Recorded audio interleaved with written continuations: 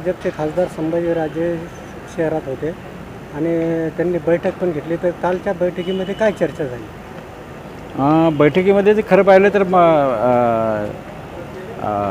हे सगळ्यांनाही कळलं पाहिजे म्हणून मी हिंदीतच बोललं तर बरं राहील कि कल जब संभाजी महाराज छत्रपति औरंगाबाद में आए थे, जब आने के बाद उन्होंने जो है तो अलग अलग तबका जो है मराठा समाज का, जो कोई एक्सपर्ट माना जाता है, किसी को पिटिशनर माना जाता है, या कोई समाज के लिए अच्छा काम करने वाले जो लोग हैं, ऐसे सभी तबकों के साथ बातचीत करके भी आगे क्या करना चाहिए, ये इसके लिए उन्होंने जब बातचीत करने के लिए जब आए थे तो हमने भी उनके साथ बातचीत की. लेकिन हमने उनको ये बताया कि भाई ये अभी जो मसला आरक्षण का है, तो ये जब तक 50% का इंदिरा साहनी प्रकरण वाला जो मसला है, उसको जब तक आप उसकी आरक्षण की मर्यादा नहीं बढ़ाएंगे, तब तक ये देश में किसी को भी उसका फ़ायदा होने वाला नहीं.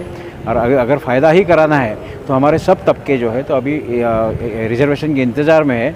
और 50% का अगर कैप निकाला जाता है, 50% का अगर हमारा जो मर्यादा है रिजर्वेशन की, उसको अगर निकालनी है तो आपको लोकसभा और राज्यसभा में जो 2 बिल पेंडिंग है, एक है मेजर जनरल R.S. सिन्हो इनके नाम से, और दूसरा है member of parliament Sudarshan Nachiappan. इन्होंने, उनकी कमेटी ने जो रिपोर्ट दिया था उसको वो बिल में कन्वर्ट हो गया. और अभी बिल में उन्होंने कहा था कि जब तक आरक्षण की मर्यादा नहीं बढ़ेगी तब तक सभी को न्याय नहीं दे सकते. तो इस ताल्लुक में हम तो उसमें काफ़ी दिनों से काम भी कर रहे हैं. हम जो काम कर रहे हैं तो हमारी कमेटी जो है, तो कमेटी का नाम ही हमारा मराठा मुस्लिम आरक्षण कृति समिति है. और उस तहत हमने सभी अभी भी बताया कि देश का जो बड़ा तबका है उसमें मराठा समाज है, मुस्लिम समाज है, पाटीदार समाज है, गुज्जर समाज है, जाट समाज है, रेड्डी समाज है, ऐसे बहुत सारे समाज है कि उनको अगर आपको न्याय देना है और राष्ट्र के मुख्य प्रवाह में अगर लेके आना है उनको, तो आरक्षण की मर्यादा बढ़ाना बहुत ज़रूरी है. इसलिए अभी 2 अलग अलग पार्ट में काम करना पड़ेगा. एक काम करना पड़ेगा, स्टेट गवर्नमेंट का एक रोल है. स्टेट गवर्नमेंट ने अभी इमीडिएट सुप्रीम कोर्ट में एक रिव्यू पिटीशन दाखिल करना चाहिए. और रिव्यू पिटीशन में उन्होंने ये मांग करना चाहिए कि हमारा जो मराठा रिजर्वेशन का मसला है, ये मसले को आपको बड़े कॉन्स्टिट्यूशन बेंच के पास, यानी 11 जजेस के बेंच के पास भेजना चाहिए. और साथ साथ उन्होंने इस एप्लीकेशन में ये भी कहना चाहिए कि हमारे जो अभी 5 तारीख को जो ऑर्डर होगी उसको मॉडिफाई किया जाए.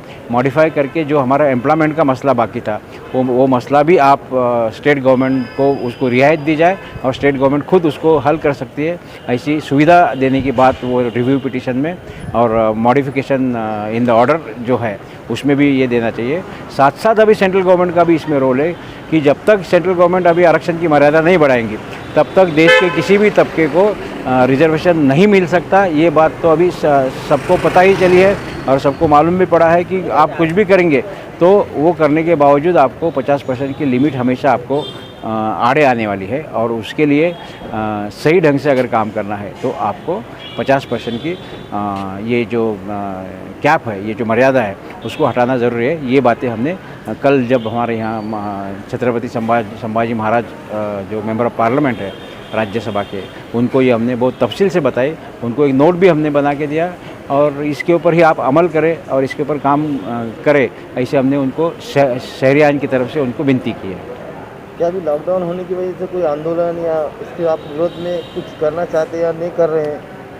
कैसी परिस्थिति निर्माण हो सकती थी? नहीं, अभी देखिए कि ये रिजर्वेशन का मसला तो कोर्ट में चालू है, तो इसलिए लॉकडाउन का और ये इसका कोई मसला आ ही नहीं रहा.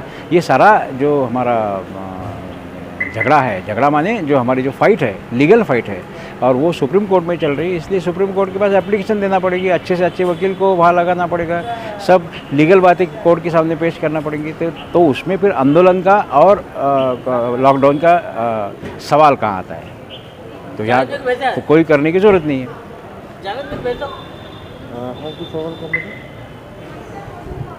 और कुछ सवाल है? हाँ, इसका अभी तो ये करने के लिए अभी सोल्यूशन